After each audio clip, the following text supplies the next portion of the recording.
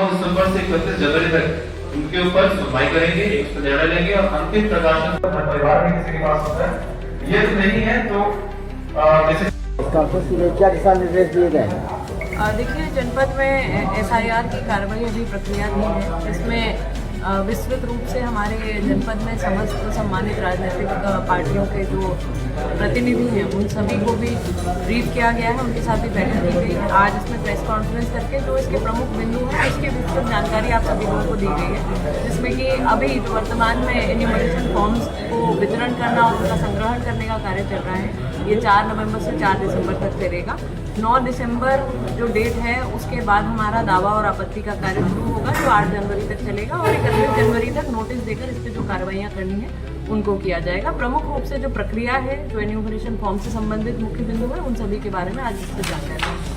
Ma'am, एक ये आ रहा है कि अभी कहा गया है कि सिर्फ भर के देना है, अगर कोई प्रपत्र नहीं देना है, ऐसा कोई दिशा निर्देश है? देखिए, जो एन्यूमरेशन फॉर्म दिया गया है उसको हम सभी लोग गंभीरतापूर्वक उसका अध्ययन करें और उसके अनुसार जो सूचना उसमें दी गई है, एन्यूमरेशन फॉर्म को हस्ताक्षरित करके देना आवश्यक है।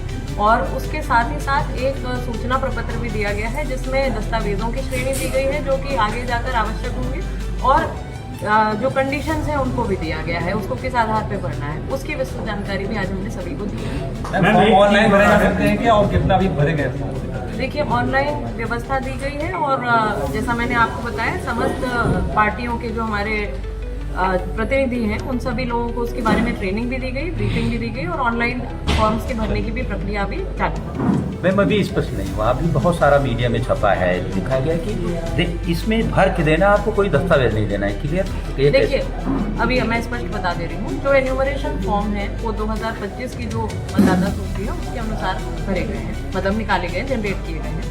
अभी वर्तमान में जो विगत एसआईआर हुआ था 2003 का, इसमें 2 कंडीशन है। यदि उस व्यक्ति का नाम उसमें मेल नहीं खा रहा है या उपलब्ध नहीं है, तो ऐसी स्थिति में उसको नोटिस दिया जाएगा और उसमें फिर जो श्रेणीवार दस्तावेज जो डेट्स हैं उसके आधार पर उनसे ली जाएंगी। वर्तमान में एन्यूमरेशन फॉर्म हस्ताक्षरित करके देना है, ये बिल्कुल सही बात है और एन्यूमरेशन फॉर्म हस्ताक्षरित होकर आएगा, उसको एक्सेप्ट किया जाएगा। पहले डेटा आया था कि जो कुछ 18,000 से ज़्यादा कुछ नाम डिलीट हो, क्या ऐसा कोई डेटा आया है क्या? देखिए, इस समय आपकी बात पर मेरे पास कोई ऐसा तथ्य सामने नहीं है जिसमें मुझे टिप्पणी कर सकती। मैम, एक चीज़ और, कुछ लोगों को कंफ्यूजन है, उनके 2-3 एक ही जगह डुप्लीकेट हैं, गाँव में भी हैं, शहर में भी हैं, उनके लिए हमारे दर्शकों को बता दीजिए क्या करना। देखिए, एन्यूमरेशन फॉर्म आपका जहाँ पर भरना चाहिए वर्तमान में वो ही आप भरें और यदि 2-3 ऐसा हो गया है तो निश्चित रूप से निर्देश बिल्कुल ही क्लियर है और हमेशा से क्लियर रहे हैं कि एन्यूमरेशन फॉर्म जहाँ आपका अभी वर्तमान में वोट है वहीं का भर के हमें देंगे।